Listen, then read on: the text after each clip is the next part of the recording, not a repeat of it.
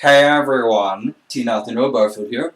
Welcome to Writer's Corner. It's getting progressively hotter here in New Mexico, and yet you'll notice no tank top, because I decided it was a bit much to wear one for the third video in a row. I have standards too, you know. And since it's getting hotter, I've either been spending my time outside shirtless, or I've been spending my time indoors. Mostly indoors. Air conditioning. And I continue to go back through my old videos. Why do I torture myself like this? I'm not sure exactly, but I do, and I have noticed a few things. And something that I've realized for a while, but it's just started to click, is that I do a lot of character development videos, because in my opinion, character development is really important. But I want to do a video on something more general, like a genre. So today we'll be talking about dystopias. What in the Sam hell is a dystopia? A dystopia is the reverse of a utopia. Utopias are idealistic heavenly societies, and dystopias are not. A commie. Let's not get into that right now. Anyway, it is commonly recognized by an oppressive force that has made the location, i.e. the world, the country, whatever, undesirable to live in. You mean like toxic waste or whatever? I mean, I don't know how that's depressing. Come out! It's actually resembling something more akin to a totalitarian or bureaucratic system, or an overbearing change, i.e. robot overlords.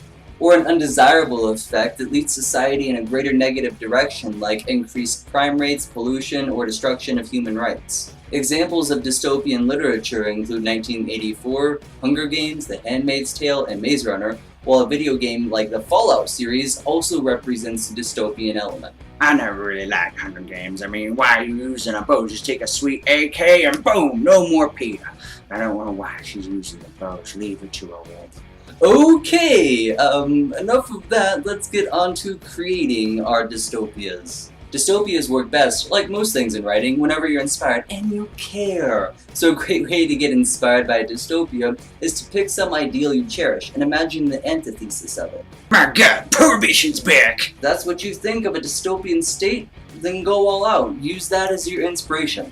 However, I do caution against making it seem too personal, because it may seem like you're trying to push a particular ideal or vendetta onto your readers, and people don't really like being told what to do all the time, especially whenever they use something like fiction as a way to escape a reality where they are told what to do all the time. One thing you can do is think of a general problem and try and make it unique to your setting. When doing this, it's really helpful to think of something that has been an issue in our world in the past, and will hypothetically continue to be an issue in the future at some point. Which brings me to a great point. Dystopias are commonly done in the future, when everything's all gone to hell. Though I do caution against giving a specific date, 2030, the country's economy has collapsed. I probably wouldn't do that. When you're trying to create an issue that's going to pervade all of society, you can never go wrong with something that's been an issue for a while. Think of something like pollution, which has at least been somewhat of a problem since the industrialization of the world, and then think of something like corruption, which has been an issue since, I don't know, the beginning of organized society and government. Like I said, make this problem unique. Maybe the pollution has created a need for autonomous cleaning robots like evil Wallies that realize that humanity is the problem and they start to exterminate all of us so the planet can be clean. When creating your dystopia, it's helpful to ask yourself the following questions. How did it get here? How did it all come down to this? Why did it go in this direction and not another one? Why is there not widespread revolution against this oppressive change? And how can this be defeated and or solved? I tell you what we do, we feed those robots gasoline because they run on gasoline, yeah, but they don't gasoline, it's flammable. And so it's all run on gasoline, and then we light them up. Okay, that is a thing. Yeah. Let's move on from that and let's discuss your spunky, rebellious protagonist. I'm going to start this off by saying I'm tired of the protagonist just not fitting in with how society is going along, even if it's going terribly. Making them an outcast straight from the gate is an easy way to go. Try something different. Use those amazing brain muscles of yours. However, they cannot be completely docile because that makes for a boring book and reads more like why you should join a totalitarian state. Because we know what it's good for. We're in complete control. You don't have to worry about anything. Please go back to your propaganda. I mean television. So they do need a reason to rebel. Maybe the robots scrubbed away their family, Or maybe they were put in a government work camp and they're not incentivized by doing a good job, and they realize the world is hell either way, so why not? You also have to realize they're not going to be an expert right out of the gate. They're not going to start the race and immediately know everything that's going on. They're going to get wrapped up in something bigger than themselves. And they're gonna make mistakes, which means you're gonna need to give your protagonist consequences for their actions. Whenever they mess up, you need to make them feel it. Go ahead, chop off hands, isolate family members, blow up towns, do whatever you gotta do. Make sure that your protagonist knows this isn't a perfect world, and that's why they're rebelling. And another great tip, don't turn it into a love triangle. And try to avoid making them special just because. What we relate to most is someone at the wrong place, the wrong time. Their brain probably doesn't hold the secret to defeating everyone. Their genetic code isn't an exact match for what they need, and they're not the only ones who can't be detected by the alien invaders. But what if my hyper-advanced brain is the key to defeating everyone, and this here cap does prevent alien detection? I got it off the internet, it must be true. To wrap this up, there are a few things that you can do to go above and beyond everyone else writing their horrifying dystopias. Give your dystopia a few upsides. Sure, humanity's controlled by robots made to work in camps and strictly monitored, but everything is clean, orderly, and the planet has never looked better.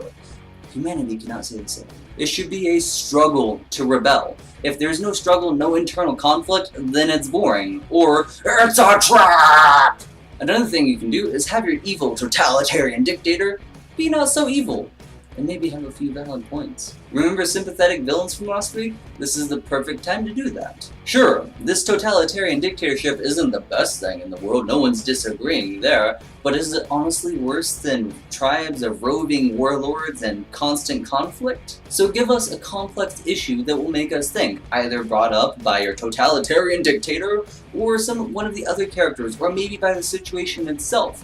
Create something that makes us question what we believe in this realm. Dystopian books like Divergent and Hunger Games, while fine works, in general, did not deliver on moral complexity, ambiguity, or gray areas, and I was a bit disappointed. Hunger Games, you have failed this reader.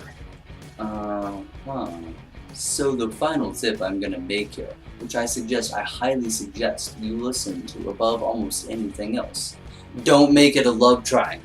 Nice advice, and to say it twice. Are you looking for a novel that promises darkness and moral ambiguity while skipping over all of the stereotypical young adult dystopian novel tropes? Then check out the action dark fantasy novel Legendland, this fantastic piece of literature right here. Get it on Amazon, iTunes, Barnes & Noble, Smashwords, my publisher's website, and my website, www.arc-storm.com. And if you order off of there, I'll personally sign it for you, and my beautiful signature won't even make you go blind. Last week, I mentioned doing reviews for books, movies, video games, and a whole host of other nerd things, as well as creating some writing music playlists. Let me know what you think about that in the comments below. I hope that these tips were helpful, that you somehow escape our robot overlords, and that you continue to enjoy. Hey everyone, I hope you enjoyed the video. Stalk me online at Facebook, Twitter, Goodreads, and YouTube obviously. Please subscribe and comment below. Now if you're wanting the whole Legendland package, check out Legendland Tale of the Nameless God on Wattpad. Updated every Friday. Watch some of my other videos. You might see something you enjoy, and I hope to see you next week.